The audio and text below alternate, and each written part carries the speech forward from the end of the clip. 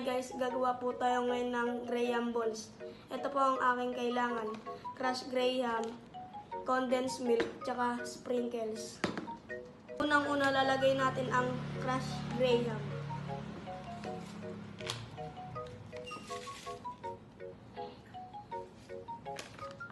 Pangalawa naman, lalagay natin ang condensed milk. Tansyahin lang po natin ang dami.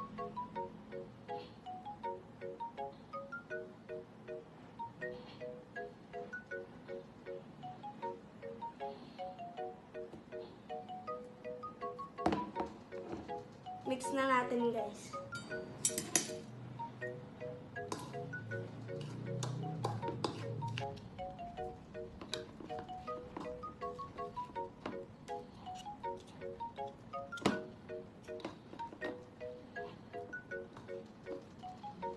Ito na po ang aking nagawa. Bibilugin na po natin.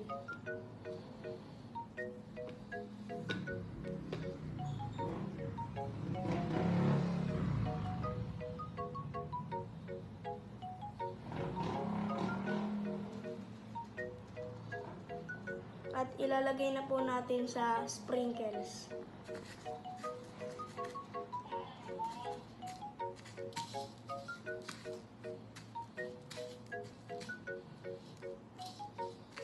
Ito na po siya.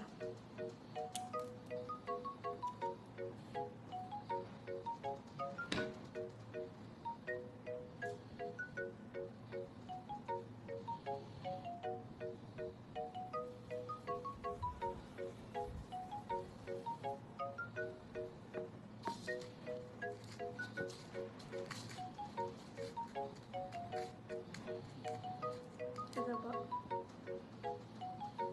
Ito na po ang aking nagawa. Salamat sa panonood guys. Bye!